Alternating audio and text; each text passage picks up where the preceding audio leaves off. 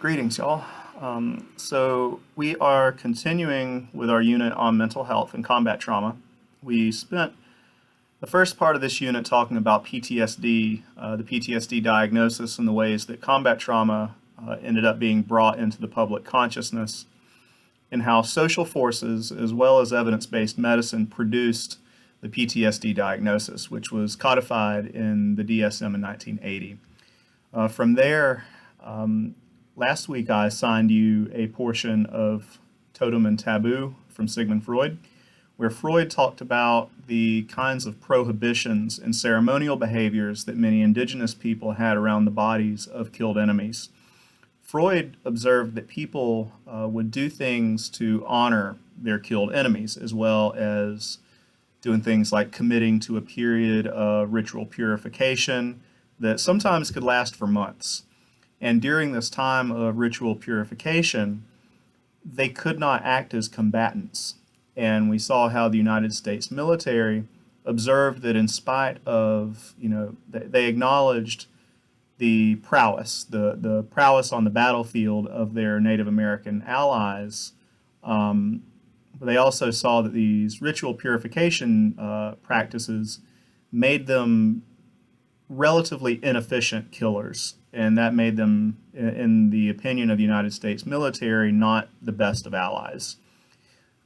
So after noting that some of these behaviors existed to ward off hauntings by the ghosts of killed enemies, Freud hypothesized that these hauntings were actually manifestations of the experience of guilt, guilt that was due to killing people. And of course, Freud couched this argument inside of his greater argument in that book that ritual behaviors and magical practices and things like that by indigenous peoples are analogous to the same forms of irrationality that he saw as being responsible for mental illness in his patients. So this week we are moving forward with this notion of guilt. And earlier this semester, when we were talking about PTSD, we noted how important it was for the American Psychiatric Association, as well as these other parties we talked about who were contributing to the eventual PTSD diagnosis, how important it was for them to show that combat trauma was a biomedical form of suffering that was related to neurophysiological processes and not connected to the will of humans or sociological processes or things of that nature. This differs from Freud's notion of guilt, which is something that he postulated many decades before the PTSD diagnosis came into being. So for this week, I assigned you a reading by Jonathan Shay. And rather than walking through the reading, what I'm going to do is just talk a little bit about Shay, the position that he was in and what it was that he was trying to do when he came up with this term moral injury. So Jonathan Shay is both a clinician and a classic scholar. After the Vietnam War, Shay was working as a psychiatrist in a veterans center in Boston, and he was treating Vietnam War veterans.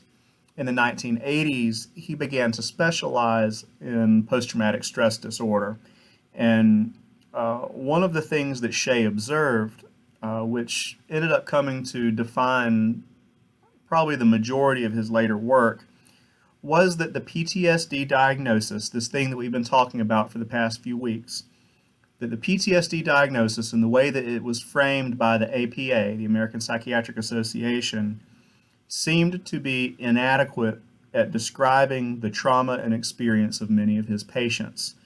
As we have talked about before, PTSD is thought of as something kind of like a neurocognitive injury that occurs during an experience of deep fear. Like something that happens in a situation where you're fearing for your life, that experience of extreme fear does something to you and creates this trauma response that is an actual, neurophysiological injury. Actually, in Shay's earlier work, before he started really working on moral injury, one of his early interventions was he wanted to change the name of the post-traumatic stress disorder diagnosis to post-traumatic stress injury. For those reasons, he would say things like, if you're in an accident and you lose a leg, people don't say that you have missing leg disorder.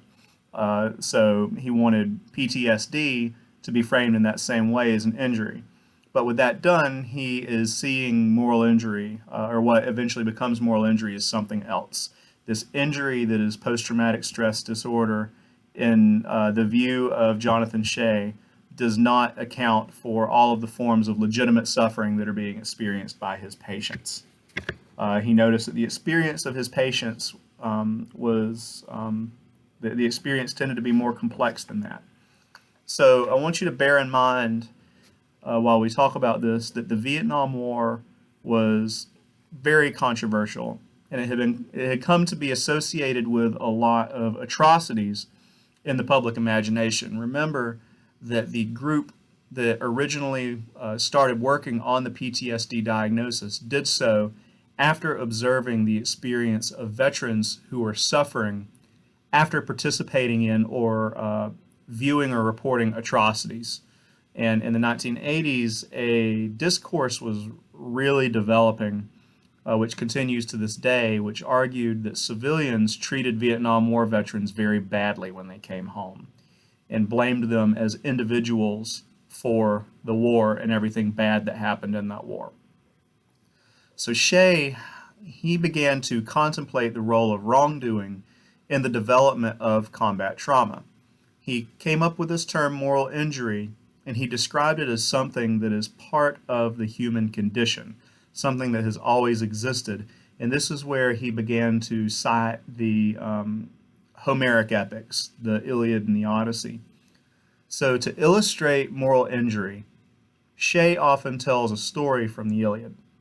The Greek soldiers were camped out in war with the Trojans, and while this was going on, Achilles, the Greek war hero, Achilles was out with a group of soldiers, and they were basically out raiding and pillaging the countryside looking for supplies for their war camp.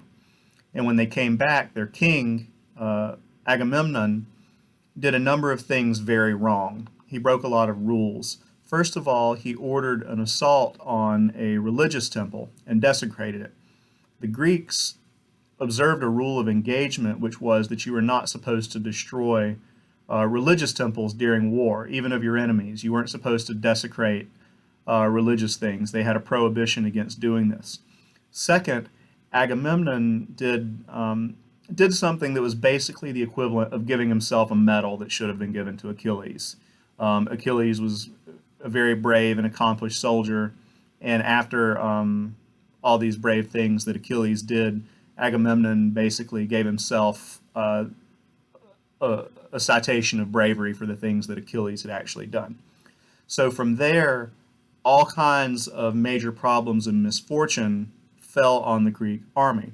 Shay related this condition of anomie to the condition of Vietnam War veterans that he was seeing in his day in the 1980s and 90s.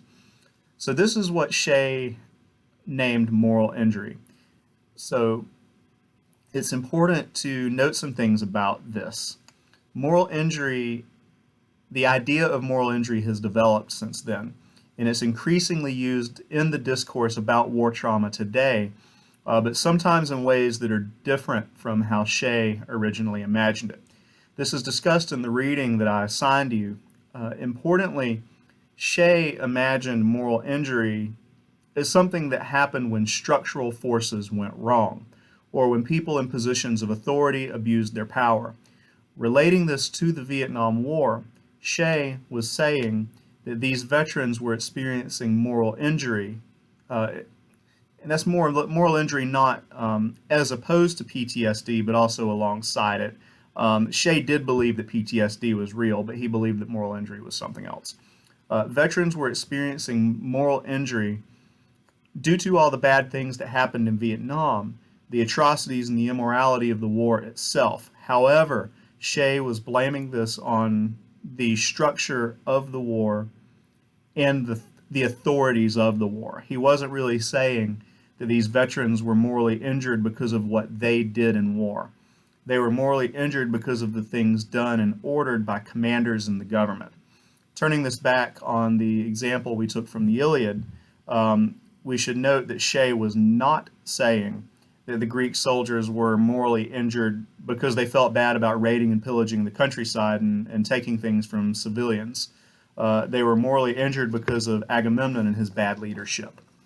So if we try to take that and relate it to the experience of Vietnam War veterans in the aftermath of the war, we might be able to see how this kind of narrative could have been helpful for them, for veterans who were trying to come to terms with the atrocities of the Vietnam War, but also felt that they were being unfairly blamed for it themselves. So, moving on in time during the 21st century, in the wars in Iraq and Afghanistan, this term got a second wind. A group of VA clinicians, notably Brett Litz, Shira Maguin, William Nash, and some others, published a very influential paper about moral injury. However, in their paper, they framed moral injury as something that was occurring due to the experience of personal guilt. If we related this new imagining to moral injury, of moral injury to the Iliad, we would say that it would be more like the Greeks were experiencing moral injury because of, they as individuals raided the homes of civilians and they believed that that was a bad thing to do. So there are a couple of things that I want to point out here before I end. I don't want to say too much about this right now because I'd like to develop our conversation about moral injury just a little bit more next week. So we're gonna cut this discussion kind of short. Shay sees the kinds of violations that produce moral injury to be based on social norms. Because it was a social norm in the Greek army that it is okay to raid the countryside and pillage for goods, we should not expect to see Greek soldiers experiencing moral injury after doing so. However, because it was socially agreed upon in their formation that it's wrong to desecrate religious temples, we would expect that being done to produce moral injury. So, in the more recent take on moral injury that was produced by these clinicians, the violations that produce moral injury are determined by individuals. Regardless of what the social norms are, a person experiences moral injury because they did something that they, as an individual, believe to be wrong. So, one thing that I hope that you got from the Shay assignment was that Shay was most concerned and is concerned fundamentally with treating patients. He approached these issues as a matter of how do we treat these people who are suffering to help them get better. When we get into later on a more critical take on moral injury, that is the thing that I want you to keep in mind about Shay. Shay was opposed to the Vietnam War, and today he's retired from practicing medicine, but he still goes around and makes presentations to clinicians trying to improve the outcomes of patients, which was always his primary goal. I think that was probably obvious in the reading that I assigned you by him. So I'm going to go ahead and cut myself off there, and we can pick up this conversation about moral injury next week. But for now, I look forward to reading your papers, and I look forward to seeing you on Friday. Take care.